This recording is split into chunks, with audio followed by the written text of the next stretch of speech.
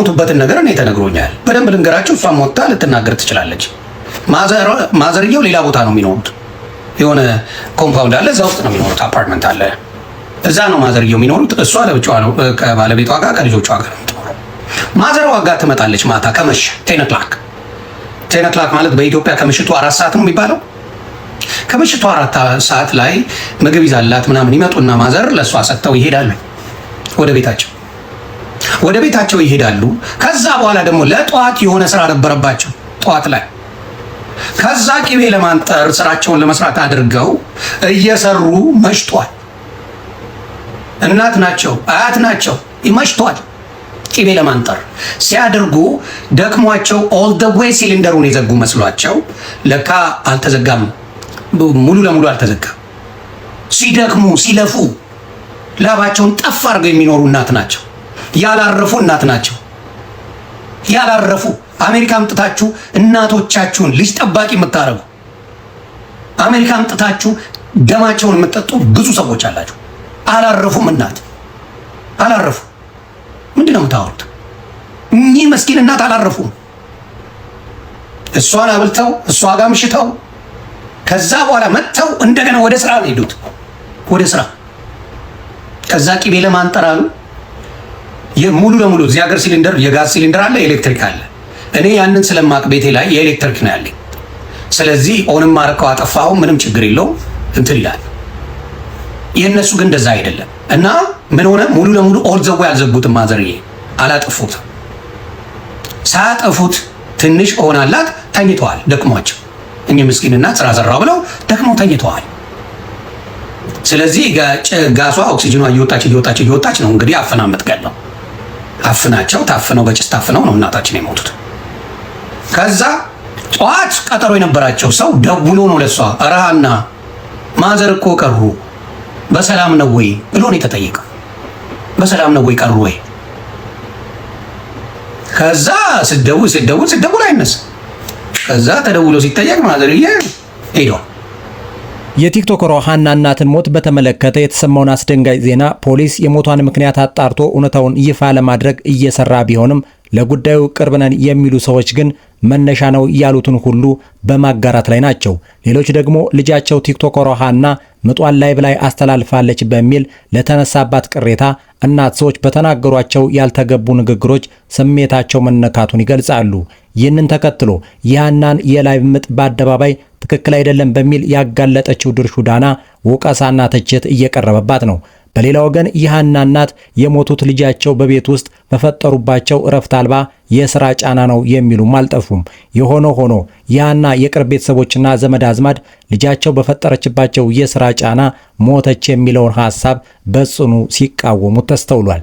ስለሆነም የኒህን ደርባባ እናት ሞት ተከትሎ ሰዎች በተለያየ ጎራ ላይ ቆመው እንዲህ ነው እንዲያ ነው በሚል የተሰማቸውን ሐሳብ እየሰጡ ነው። ለመሆኑ የዚህ ሁሉ ውዝግብና ሰጣ ገባ መነሻ ምን ይሆን? የሞታቸው መነሻስ ምክንያት ናቸው የተባሉት ነገሮችስ ምንድን ናቸው? ከቀናት በፊት የቲክቶከሯ ሃና እናት ድንገተኛ ሞት የብዙ ኢትዮጵያውያንን ልብ የሰበረ አሳዛኝ ክስተት መሆኑን ማህበራዊ ሚዲያው በሰፊው እያራገበው ይገኛል። በተለይ የሃናን እናት በቅርበት የሚያውቋቸው ሰዎች ክፉኛ አዝነዋል፣ ልባቸው ተሰብሯል። ነገሩን የበለጠ አሳዛኝና አስደንጋጭ ያደረገው ደግሞ ከቀናት በፊት ልጃቸው በወለደችበት ሆስፒታል ተገኝተው ልጄ እኔን የሚል መልእክት ሲያስተላልፉ በታዩበት ወቅት በፊታቸውም ላይ ሆነ በስሜታቸው ላይ ከበፊቱ የተለየ ምንም አይነት ችግር ስላልነበረ ብዙዎች ሐዘናቸው መራር ሆኗል።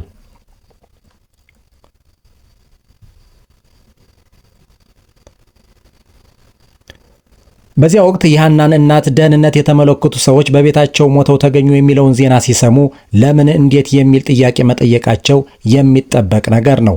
የአካባቢው ፖሊስ የሞቷን መነሻ ምክንያት ለማወቅ ከጋዝ ጀምሮ ምክንያት ሊሆኑ ይችላሉ ያላቸውን ነገሮች በማጣራት ላይ ቢሆንም ከቅርብ ቤተሰብ አጣርተናል ያሉ ሰዎች ግን በቤት ውስጥ ያለ የጋዝ ሲሊንደር ነው በሚል እርግጠኛ ሆነው ሲናገሩ ተደምጠዋል። እንደ ሰዎች መረጃ ከሆነ እናት ከመሞታቸው በፊት በመጪው መስከረም በድምቀት የሚከበረውን የመስቀል በዓል እንደተለመደው ቤተሰቦቻቸው በተገኙበት ለማክበር ቅቤ በማንጠር ስራ ላይ ተጠምደው እንደነበርና ቅቤውን ለማንጠር ሲጠቀሙበት ቅቤውን ለማንጠር ሲጠቀሙበት የነበረውን የጋዝ ሲሊንደር ስራ ከጨረሱ በኋላ ያጠፉት መስሏቸው በደንብ ባለመዘጋቱ የጋዙ ጭስ አፍኗቸው እንደሞቱ ይናገራሉ። እንደተለመደው በጉራጌ ባህል በድምቀት የሚከበረውን የመስቀል በዓል ለማክበር በሰፊው እየተዘጋጁ እንደነበር ከቀናት በፊት የሰሩት የቅቤ ማስታወቂያ የተመለከቱ ሰዎች በስራ ላይ ለማሳለፋቸው ይናገራሉ። በዓሉን ከቤተሰቦቻቸው ጋር ለማክበር ሰፊ ዝግጅት እያደረጉ እንደነበር ምንጮች ይጠቁማሉ። እናት ስራ በመስራታቸው የሚያደንቋቸው ሰዎች እንዳሉ ሁሉ እናትን ያክል ነገር አሜሪካ ወስደው በማረፊያ ጊዜያቸው ልጅ እንዲይዙ ከልክ ያለፈ ስራ ያለ እረፍት እንዲሰሩ ማድረግ ተገቢም ትክክል አይደለም የሚሉ ሰዎች እንዳሉ ተመልክተናል። ይህንን መነሻ በማድረግ የሃና እናት ለመሞታቸው ዋና ምክንያት ያለ እረፍት የሚሰሩ ስራ ነው የሚል ድምዳሜ ላይ የደረሱ ሰዎች እንዳሉም ተመልክተናል። በአንጻሩ እናቶች ስራ መስራት የለባቸውም አይባልም። እናቶች ጠንካራ ሆነው የሚቆዩት ስራ ሲሰሩ ነው። የኢትዮጵያ እናቶች ስራ ትተው መቀመጥ አይወዱም፣ አልለመደባቸውም። ስራ ሳይሰሩ ከተቀመጡ ይጨንቃቸዋል እያሉም አሉ። ሐሳቡ ትክክል ነው ብንል እንኳ ልጆቻቸው የእናታቸውን ሐዘን ሳይጨርሱ በዚህ ሰዓት እንዲህ አይነት ትችትና ወቀሳ መቅረብ አልነበረበትም የሚል መከራከሪያ እየቀረበ ነው። በስራ ብዛት ሞቱ በሚል ትችትና ወቀሳ ላቀረቡ ሰዎች የትኛዋም ኢትዮጵያዊ እናት በማታ እድሜያቸው ላይ ያለ ስራ መቀመጥን እንደ ነውር የሚቆጥሩ ስራን እንደ ባህል የሚመለከቱና ጠንካራ ሆነው ለመቀጠል የሚጠቀሙበት እንጂ ለሞት የሚዳርግ አይደለም የሚል ሐሳብ የሰጡ ሰዎች ጥቂት አይደሉም። የሃና እናት እርጅናን ቁጭ ብለው በጸጋ ያልተቀበሉ የኢትዮጵያ ባህል አምባሳደር የሃና እናት እርጅናን ቁጭ ብለው በጸጋ ያልተቀበሉ የኢትዮጵያ የባህል አምባሳደር ጠንካራና ጀግና እናት ናቸው። ይልቅ ለመሞታቸው ምክንያት ስራ መስራታቸው ነው የሚል ያልተገባ አስተያየት በመስጠት ልጆቻቸውን ከማሳዘን እንቆጠብ፣ ስራ ሰውን አይገድልም የሚሉ ሰዎችን አድምጠናል። ለሚዲያ ፍጆታ ሲባል የእናታችንን ሞት ምክንያት በመስጠት የልጆቻቸውን ሐዘን የምታባብሱ ሰዎች ከድርጊታችሁ ተቆጠቡ የሚል ሚዛናዊ ሐሳብ እየተጋራ ነው። አሜሪካ ሄደው ለምን ስራ ሰሩ የምትሉ ሰዎች ደግሞ የሃና እናት ስራ ከሚወደው ከጉራጌ ማህበረሰብ የተገኙ ስራ ወዳድ ታላቅ እናት ናቸው። የሃና እናት በግለሰብ ደረጃ ሀገር ወክለው የኢትዮጵያን ባህል በሰፊው ያስተዋወቁ፣ ሰፊ ስራ የሰሩ፣ ለሌሎች አርያና ምሳሌ የነበሩ እናት ናቸው ይሏቸዋል። እናም ስራ መስራታቸው እድሜ ሲገፋ ጠንካራ ሆነው ለመቆየት ሳይንስ የሚያዘው እንጂ የተወገዘ ተግባር አይደለም። የትኛውም ዲያስፖራ ሀገሩ ስትናፍቀው የሚጽናናው ከኒህ እናት ቤት ሂዶ የሚወደው ምግብ ሲበላ ሲጫወትና ጭንቀቱን ሲረሳ ነው ይባላል። ወደ አሜሪካ የተጓዘ የትኛውም በሚዲያ የሚታወቅ ታላቅ ሰው ሁሉ እርሳቸው ቤት ሳይስተናገድ መጥቶ አያውቅም። እናም የሃና እናት በስራ ብዛት ሞቱ የሚለው ወሬና አልዋልታ ከእውነታ የተፋታ የልጆቻቸውንና የቤተሰቦቻቸውን ሐዘን የሚያባብስ ነው። እንዲህ አይነት የተዛባና ከእውነት የተፋታ ወሬ በማውራት ስራ ወዳድ እናቶችን ቅስም አትስበሩ። ስራ ወዳድ የኢትዮጵያ እናቶችን አታሸማቁ። ሐዘናችን ላይ ውሃ አትቸልሱበት። ካዘናችሁ በትክክል ዘኑ፣ ካልሆነ ግን የሚዲያ ፍጆታ አታድርጓቸው የሚል ሐሳብ በስፋት እየተንሸራሸረ ነው። በዚህ ሁሉ ክርክር መካከል ደግሞ ለእኒህ እናት ሞት ሌላ ምክንያት የሚሰጡም አሉ። ከቀናት በፊት ልጃቸው ሃና ምጥ በላይቭ አስተላልፋለች ተብላ አንድ ቪዲዮ ማህበራዊ ሚዲያ ላይ በሰፊው ሲዘዋወር ተመልክተን ነበር። ታዲያ ይህንን ቪዲዮ ድርሹ ዳና በሰይፉ ሾው ላይ ትክክል አይደለም በሚል እሳቤ ህዝብ እንዲማርበት በሚል አቅርበው ነበር። በዚህ ቪዲዮ ብዙዎች ተከራክረውበታል።